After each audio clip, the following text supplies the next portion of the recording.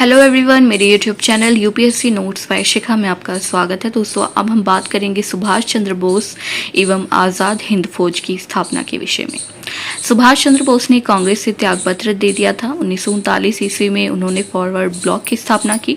2 जुलाई 1940 को सरकार द्वारा विद्रोह भड़काने के आरोप में उन्हें गिरफ्तार कर लिया गया। जेल में अनशन के कारण उनकी स्थिति नाजुक हो गई। परिणाम स्वरूप सरकार ने उन्हें कलकत्ता स्थित एल्गिन रोड के उनके निवास स्थान पर नजरबंद कर दिया। जनवरी 1941 में वे एक पठान जियाउद्दीन के वेश में घर से भाग निकले तथा पेशावर होते हुए अपने साथी भगत राम के सहयोग से काबुल पहुंचे और इटली होते हुए जर्मनी पहुंचे। बर्लिन में उन्होंने हिटलर से मुलाकात की। सुभाष चंद्र बोस को नेताजी की उपाधि जर्मनी में ही मिली।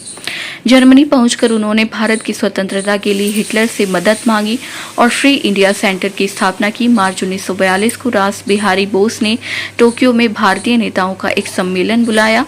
वे होर्डिंग बम कांड की वांछित अभियुक्त थे जो जापान में निर्वासित जीवन बिता रहे थे।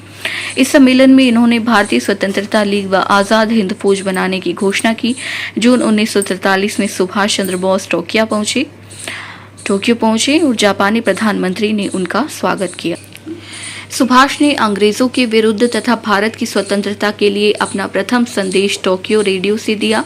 ब्रिटिश भारतीय सेना के कैप्टन मोहन सिंह ने अपने कुछ सैनिकों के साथ जापानी फौज के सामने आत्मसमर्पण कर दिया। जापानी फौज के एक अधिकारी मेजर फुजीहारा ने मोहन सिंह को भारत की स्वतंत्रता के लिए उकसाया और सिंगापुर के पतन के बाद 40,000 भारतीय सैनिकों ने अपना नेतृत्व मेजर फुजीहारा को सौंप दिया, जिससे कालांतर में उन्होंने कैप्टन मोहन सिंह को सौंप दिया। आजाद हिंद फौज का विचार सबसे पहले कैप्टन मोहन सिंह के मन में आया। 1 सितंबर 1942 में औपचारिक रूप से आजाद हिंद फौज की पहली डिवीजन का गठन किया गया। 2 जुलाई 1943 को सुभाष चंद्र बोस ने जापानी नियंत्रण वाले सिंगापुर पहुंचे। सुभाष चंद्र बोस जापानी नियंत्रण वाले सिंगापुर पहुंचे, जहां रास बिहारी बोस ने भारतीय स्वतंत्रता लीग की अध्यक्षता उन्हें सौंप दी और इन्हें आजाद हिंद फौज का सर्वोच्च सेनापति घोषित किया गया। 21 अक्टूबर 1943 को सुभाष चंद्र बोस ने सिंगापुर में अस्थायी भारत सरकार या आजाद हिंद सरकार की स्थापना की। यहीं पर नेताजी ने जय हिंद, दिल्ली चलो, तुम मुझे खून दो, मैं तुम्हें आजादी दूंगा जैसे नारे दिए। सुभाष चंद्र बोस इस अस्थायी सरकार के राष्ट्रपति सेनाध्यक्ष थे। सुभाष चंद्र बोस ने ही गांधी जी के लिए राष्ट्रपिता शब्द का पहली बार प्रयोग किया।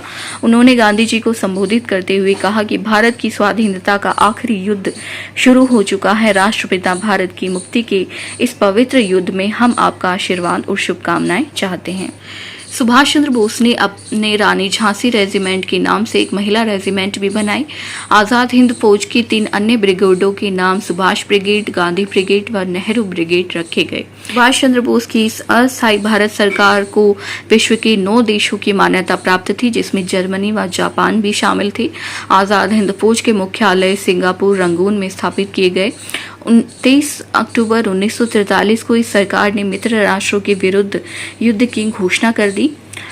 जापान ने अंडमान व निकोबार जीतकर नेताजी को सौंप दिया। नेताजी ने अंडमान द्वीप का नाम शहीद द्वीप व निकोबार का नाम स्वराज द्वीप रखा। इन द्वीपों पर स्वतंत्र भारत का झंडा फहराया गया।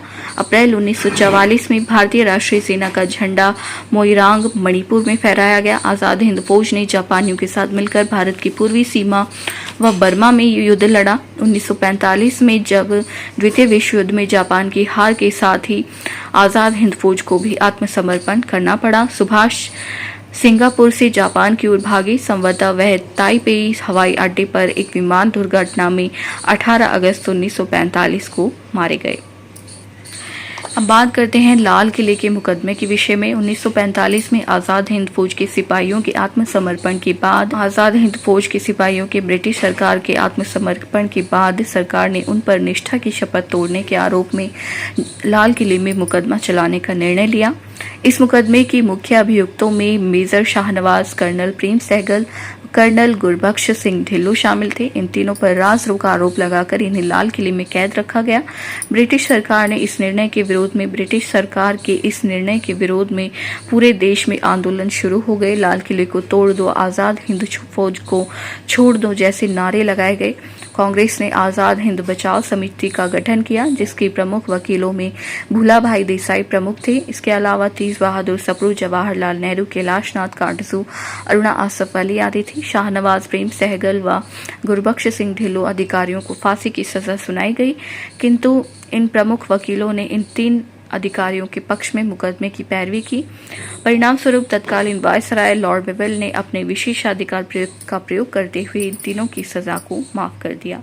तो दोस्तों, अगर आपको हमारी वीडियो पसंद आए तो हमारे चैनल को सब्सक्राइब करें और बेल आइकन का